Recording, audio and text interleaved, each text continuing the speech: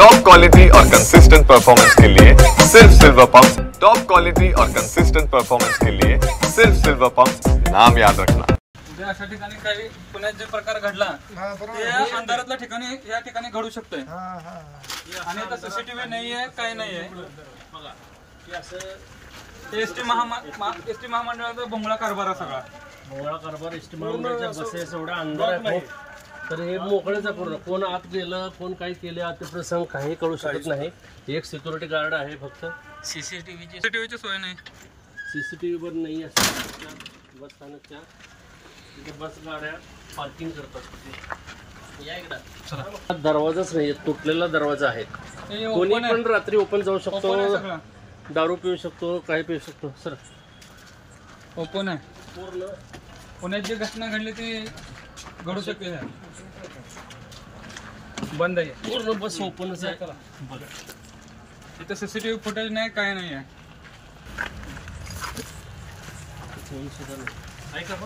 On duty cabin आहे, सिक्युरिटीची cabin आहे, इथं आता सध्या तुम्ही पाहू शकता इथं कोणी सुद्धा नाही आहे।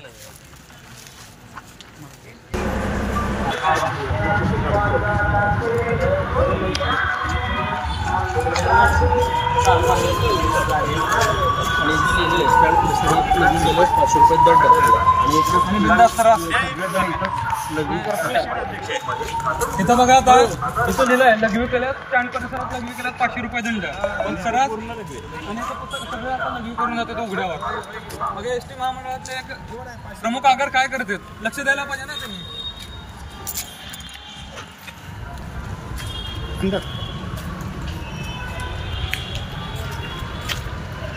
पण घ्या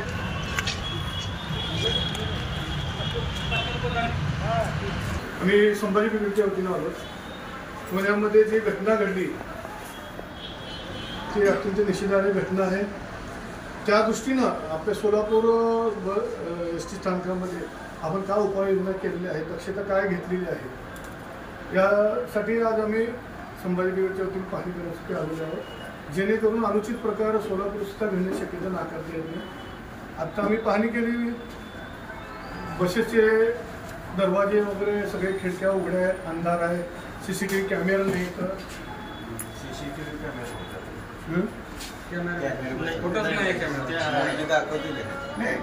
कॅमेरे आहेत पण दर्शनी भागात आहेत, जिथं असं अनुचित प्रकार घडण्याची शक्यता आहे, अंधार आहे, तिथं कॅमेरे नाही, कारण अशा घटना त्याच ठिकाणी होतात, उजेडात कोणीच असं करत नाही।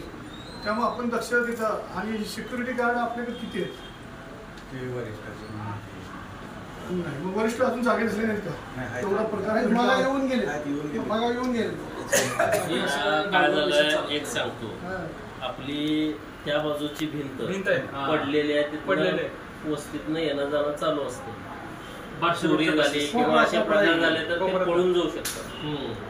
मोटारी चालू आहे, तिकडं लाईट सोय नाही आहे, महिलांसाठी लाईटची सोय नाही आहे, तिथं अंधारात प्रकार असेच घडतात की आम्ही म्हणत नाही की उजेडात घडतील जिथं तुमचे सीसीटीव्ही आहेत, आम्ही इथल्या सीसीटीव्हीचं काय बदल।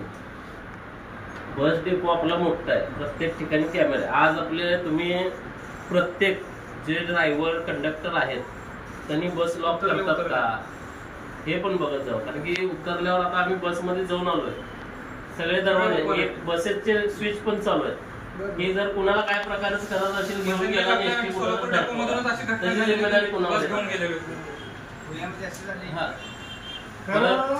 आपलं बस स्टँड पासून डेपो पर्यंतचा जो रोड आहे तो पूर्ण अंधाराचा आहे, तिथं आपले कर्मचाऱ्यांचे निवासस्थान पण आहे, पण पूर्ण अंधार असतो, मागे सगळे तिथं बंद बसेस पण ठेवलेले आहेत, त्या बंद बसेसचे दरवाजे पूर्ण ओपन आहेत, आपला सिक्युरिटी गार्ड गेटवर नसतो, त्याची केबिन आहे मागं, एका केबिन मध्ये तर कोणच नाही, वालीच नाही आहे तिथं तर भिंत पण नाही, तर आत जायला सगळं ओपनच आहे।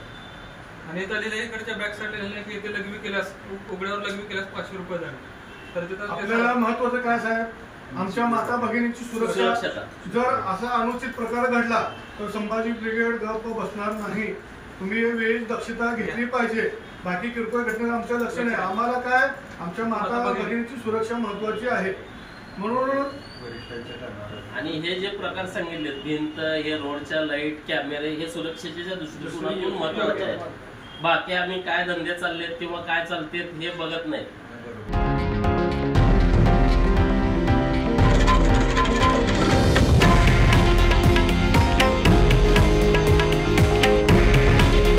हे आहे देशातील नंबर 1 न्यूज नेटवर्क आणि आपण पाहत आहात TV9 मराठी.